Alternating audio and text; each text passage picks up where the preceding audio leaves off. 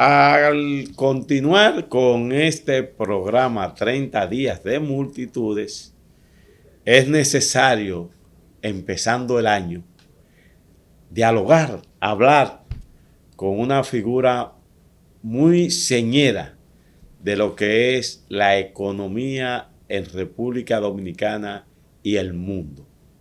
Y tenemos con nosotros al maestro Antonio Siriaco Cruz, decano de la Facultad de Ciencias Económicas y Sociales de la Universidad Autónoma de Santo Domingo, la Primada de América.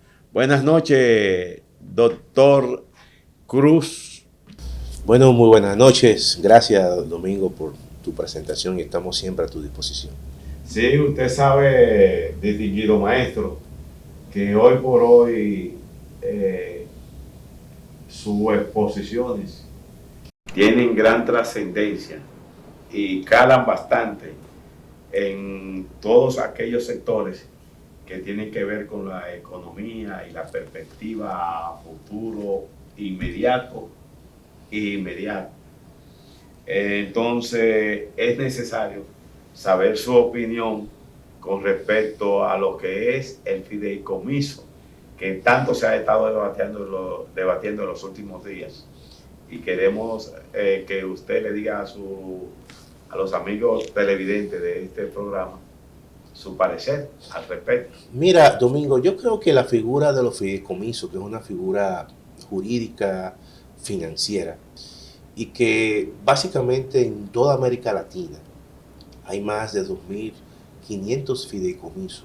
Países, por ejemplo, ya con una larga tradición, como el caso de Ecuador, el caso de México, el caso de Colombia, por poner algunos casos donde ha habido mucho esquemas de fideicomiso. Incluso muchas veces la gente piensa que ese esquema o ese modelo de negocio donde se puede articular una alianza público-privada solamente es para fines de infraestructura. También hay fideicomisos para el tema inmobiliario. La República Dominicana, incluso antes de la discusión de esta ley de fideicomisos públicos, funcionan alrededor de 22 fideicomisos, que son prácticamente fideicomisos de carácter inmobiliario. Pero, por ejemplo, en México, yo estuve el mes pasado en México y vi la experiencia de alrededor de casi 500 fideicomisos. Fideicomisos de toda índole. Había un fideicomiso hasta para la investigación universitaria. Ahora, ¿qué ocurre con el tema de los fideicomisos públicos y la ley que reposa en el Senado de la República? Generalmente el fideicomiso, para que sea exitoso, para que sea un mecanismo verdaderamente vinculante y que pueda ser atractivo no solamente para el Estado dominicano, sino también para el sector privado, tiene que estar vinculado con un conjunto de principios y controles de la administración pública. Por ejemplo, en primer lugar, debe haber un vínculo directo con la ley de función pública. En segundo lugar, debe haber un vínculo con la ley de crédito público. En tercer lugar, una vinculación con la ley de compras y contrataciones. Y también una ley con el libre acceso a la información.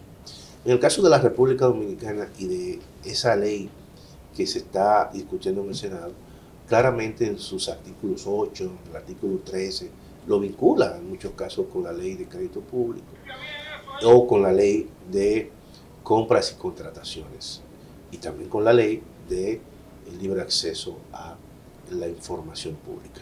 Entonces, cuando se crea esa figura, se crea una especie de fideicomitente, una expresión que se utiliza mucho en ese argot. Y un fideicomitente, por poner un ejemplo, va a ser el Estado.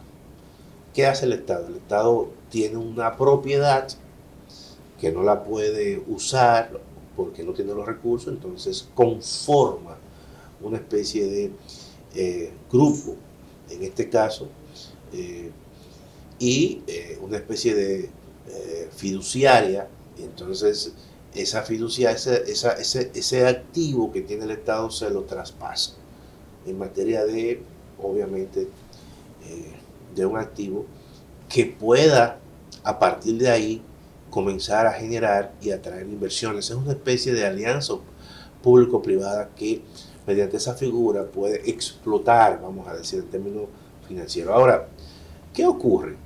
Que esa institución o ese fideicomiso que se constituye, donde el Estado Dominicano se constituye en el que transfiere la propiedad al fideicomiso.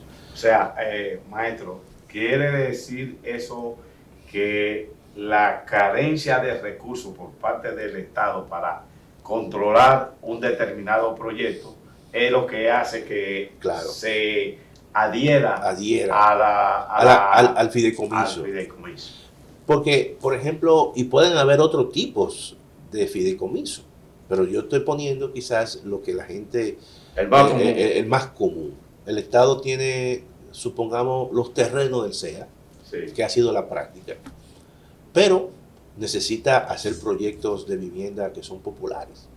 A lo mejor no tiene los recursos, pero tiene el activo. Entonces, la tierra. Le dice a Domingo, yo necesito que tú te acerques, yo te voy a ceder mediante un contrato para fines de explotación, te cedo ese terreno y claro, no te lo regalo, sino que te lo cedo para fines de explotación. Yo mantengo hasta un tiempo determinado, claro, todo eso tiene que estar en la ley y como tú tienes recursos y tú puedes agenciar recursos, vamos a hacer un proyecto donde se construyen viviendas populares. Esa vivienda no va a pasar para el trabajador no más de 4 millones de pesos. Entonces, claro, eso es ganar, porque si Domingo se va a incorporar a ese proyecto, entonces el Estado le dice, yo te cedo la tierra, tú no vas a tener que comprar tierra, pero también te doy facilidades impositivas.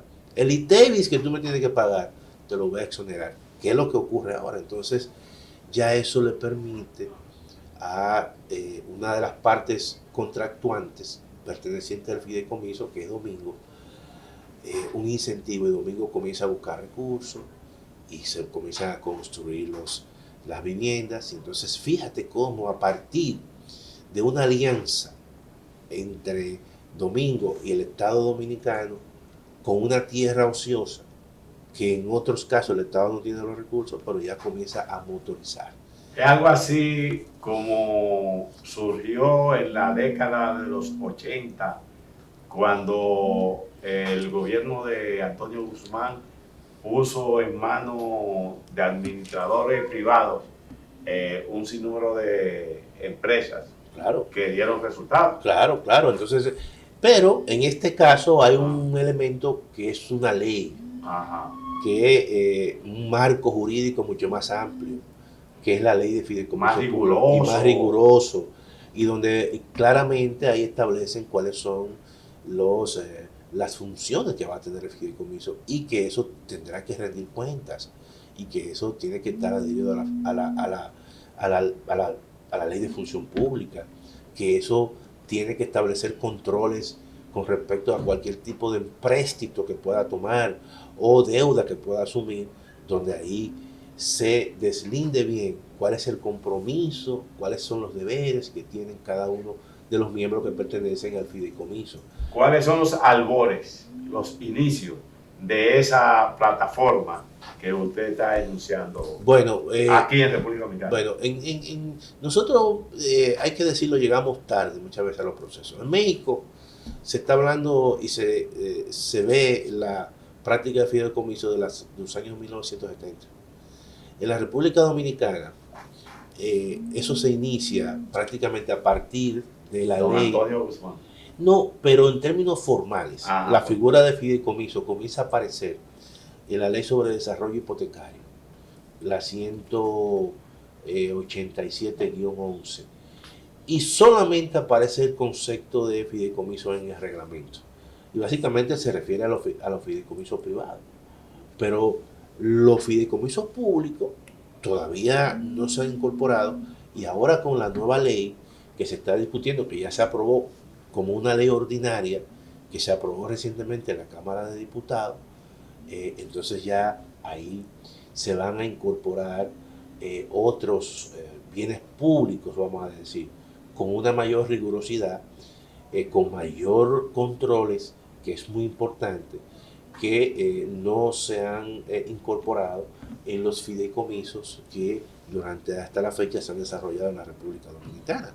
De manera que ahora con esta ley esto va a fortalecer todo lo que es la acción del fideicomiso público. Y eso es muy importante, porque generalmente uno tiene que, y las discusiones que se han dado, que yo la creo relevante, porque lo que han hecho es que han fortalecido la ley.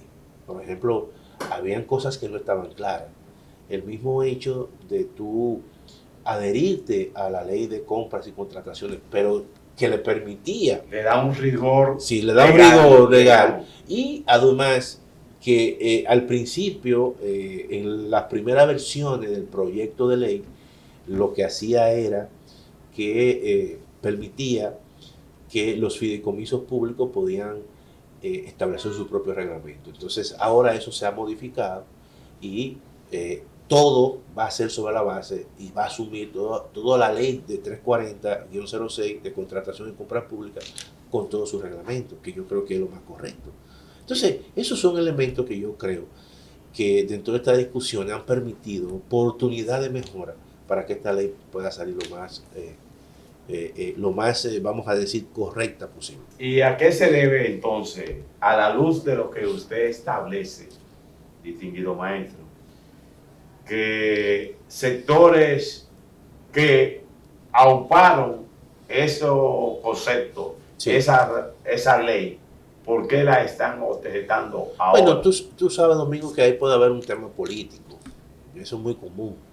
Un tema político, generalmente siempre la gente cuando está en la oposición piensa una cosa, cuando está en el gobierno piensa otra. Pero yo creo que lo más importante de todo esto es ya que hay como cierto consenso en que porque hay varias versiones de la ley y evidentemente en esas versiones habían elementos que yo creo que habían que corregirlo y se han corregido, y eso es lo bueno. O sea, siempre hay que escuchar. Generalmente no importa que tú estés en la oposición o que estés en el gobierno, pero yo creo que la ley que va a salir es una ley que es altamente, ha sido muy mejorada y que yo creo que va a salir con cierto nivel de consenso. Pero definitivamente ya muchos de las objeciones que se hicieron al principio, pienso que se han mejorado y que esas objeciones obedecían, pienso yo, a temas de carácter político. Permítanos hacer una breve pausa. Usted sabe que el cura vive de la iglesia y los programas como el nuestro viven de los anuncios. Así es. Entonces, vamos a hacer una breve pausa y regresamos con otras preguntas muy importantes que yo sé que usted podrá definirnos. Adelante, señor director.